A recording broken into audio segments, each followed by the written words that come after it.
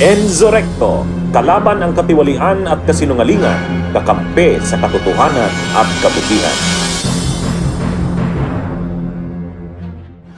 Ang dami pang palusot nitong si Sara Duterte mga kabunyog. Dahil po mga kabunyog, tinanong po kasi itong si Sara kung ano ba raw ang purpose ng kanyang pangangampanya sa mga senador ng kanyang ama at ang sabi niya po ay para mapagpatuloy ang advokasya ng kanyang ama at higit raw po sa lahat para daw ito sa bayan. Totoo ba ito mga kabunyog? Well, ito lang po ang masasabi namin, sino ang niloko mo Sara?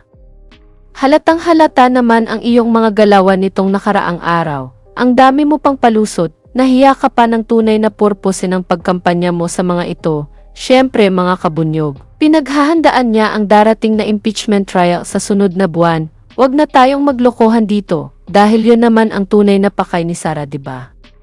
Anyway, ito mga kabunyog, panoorin po natin itong naging interview sa kanya. So, Ma'am, we have Kat Domingo, ABS. Last mention na binigyan niyo si dating Pangulong Duterte ng realistic number na pwedeng manalo ng mga senators na support na allied with you. At ano po yung number na binigay niyo? Hindi ko na lang i-share sa inyo, baka kasi sabihin niyo masyado naman akong overconfident. Pero binigyan ko siya ng number na more than 2. More than 2. Yes. And you base that number on? I based that number on mga surveys na nakikita ko, both surveys na pinapagawa sa national and pinapagawa ng mga local candidates. Bakit naman, ma'am, doon sa number na feeling nyo makukuha nyo, are you confident that that's enough to push for the issues ni dating Pangulong Duterte and your issues as well in the Senate?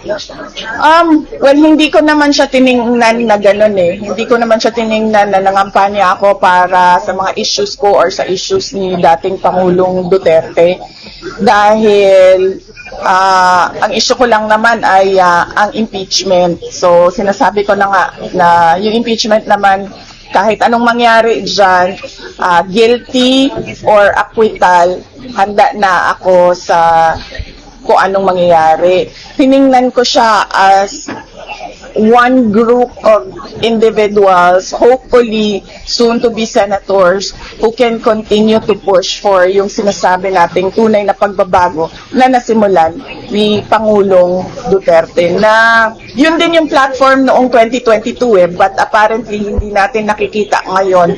So we want to push for that unity and continuity.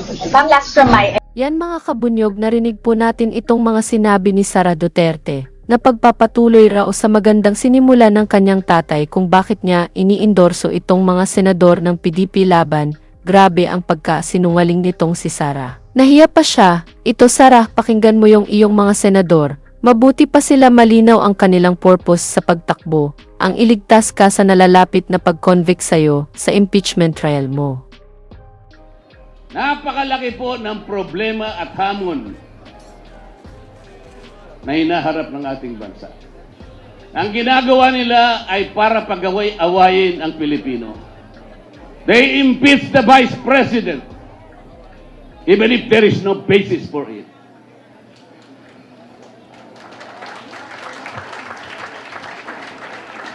Tama po yung sinabi ng mga kasama ko.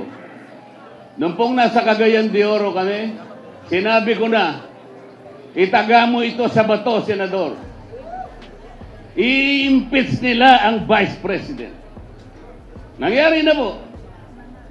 So, ang gagawin nila ngayon, even if the impeachment complaint was a handiwork of the 19th Congress, ang gagawin nila pagdating ng 20th Congress, pipilitin nila na doon nila litisin ang ating Vice President.